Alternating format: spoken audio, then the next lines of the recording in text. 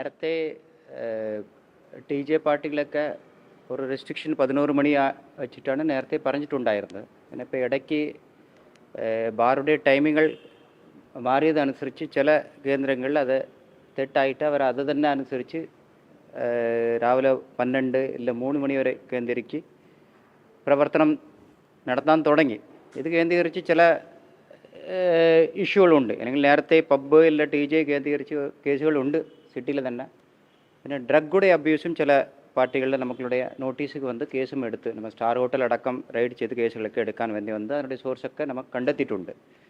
അപ്പോൾ ഇത് കട്ടേൽ ചെയ്യാൻ വേണ്ടിയാണ് പൊതുവായിട്ടുള്ള ഒരു ന്യൂട്രലായിട്ടുള്ള രീതിയിലാണ് 11 മണി നേരത്തെ ഉള്ള അതേ സമയം പാലിക്കണമെന്ന് പറഞ്ഞ് ഇപ്പോൾ എല്ലാ സബ് ഡിവിഷൻ കേന്ദ്രീകരിച്ച് ടി ജെ പാർട്ടികൾ എവിടെയൊക്കെ നടത്തുന്നുണ്ടോ അവരെ വിളിച്ചിട്ട് നമുക്കൊരു നോട്ടീസ് കൊടുത്തിട്ടുണ്ട്. അത് 11 മണിക്ക് തന്നെ എല്ലാം അവസാനിക്കണം. അല്ലെങ്കിൽ നമുക്ക് 11 മണി മുന്നേ പറഞ്ഞപ്പോൾ ചില ബാറുകൾ പിന്നെ അവർ ബാർ ലൈസൻസ് അനുസരിച്ച് നടത്താൻ തുടങ്ങി. ബാർ ലൈസൻസ് വേറാണ്, ഡി ജെ പാർട്ടിங்கிறது വേറെ ഒരു സംഭവമാണ്. അതുകൊണ്ടാണ് നമുക്ക് എല്ലാവരെയും വിളിച്ച് സംസാരിച്ചിട്ടുണ്ട്, നോട്ടീസും സർവീസ് ചെയ്തിട്ടുണ്ട്. ലീഗലായിട്ട് ഇങ്ങനെ അപ്രോച്ച് ചെയ്യാൻ അത് നോക്കാം. അപ്പോൾ ഈ സ്റ്റാർ ഹോട്ടലുകൾക്ക് ഇത് ബാധകമാണോ സാർ?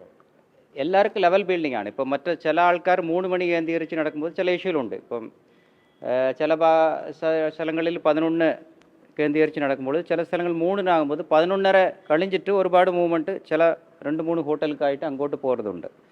അതുകൊണ്ടും പിന്നെ ചില ഇഷ്യൂ ഉണ്ട്. പിന്നെ ഹോട്ടലുകളിൽ തന്നെ ചില ഇഷ്യൂസും ഉണ്ട്. മറ്റേ ഇങ്ങനെ നടത്തக்கூடிய ഡി ജെ പാർലറിൽ 12 മണിയില്ല 11 മണിന്ന് ഇവർ അവസാനിച്ചാലും ആൾക്കാർ പോവില്ല.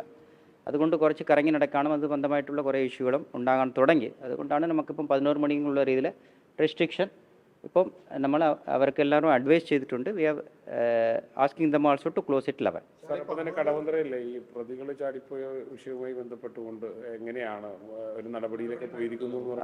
അല്ല, 3 പോലീസുകാർക്കെതിരായിട്ട് ഡിപ്പാർട്ട്മെൻറ്റിൽ തന്നെ നടപടി ഉണ്ടാകും. അവർ ആൾറെഡി AR ക്യാമ്പിൽ ട്രാൻസ്ഫർ ചെയ്തിട്ടുണ്ട്.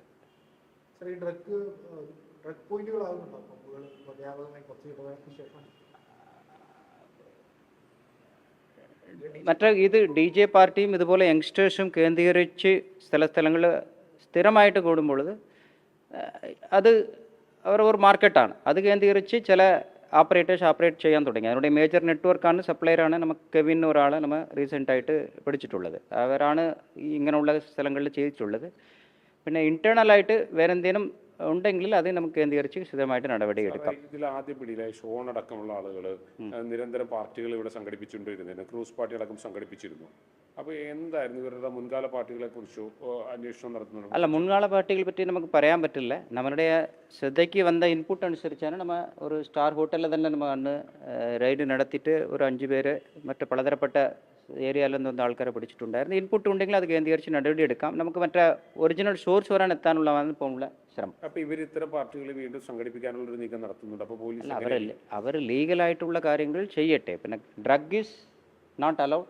അപ്പോൾ ഇതിനുடைய ഉത്തരവാദിത്തം ഇവിടെ ഡി ജെ പാർട്ടി നടത്താനുള്ള സ്ഥലത്തിലുള്ള മാനേജ്മെൻറ്റും അതിനുடைய ഉത്തരവാദിത്തമാണ്. അതാണ് നമ്മളുടെ ഏറ്റവും പ്രധാനമായിട്ട് ഇൻസിസ്റ്റ് ചെയ്തത്. If they are conducting a D J party taking all മറ്റേ ഫയർ സർവീസോ മറ്റേ കേന്ദ്രീകരിച്ച് ഫയർ ആൻഡ് റെസ്ക്യൂ അതിനുடைய സേഫ്റ്റി അനുസരിച്ച് അവരെല്ലാം ചെയ്തെങ്കിലും പിന്നെ ഡ്രഗ് അബ്യൂസ് ഉണ്ടെങ്കിലും അവർക്കും ഒരു ഉത്തരവാദിത്തം ഉണ്ടാകണം.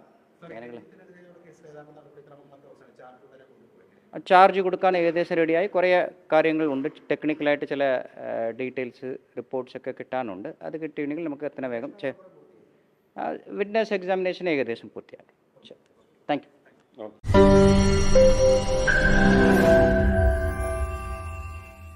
ലോകത്തെവിടെയായാലും ഏത് സമയത്തും 24 വാർത്തകളും ഓഗ്മെന്റഡ് റിയാലിറ്റി പാക്കേജുകളും എക്സ്പ്ലെയിനറുകളും വിശദമായി കാണാൻ ഞങ്ങളുടെ യൂട്യൂബ് ചാനൽ നിങ്ങൾക്ക് സബ്സ്ക്രൈബ് ചെയ്യാം.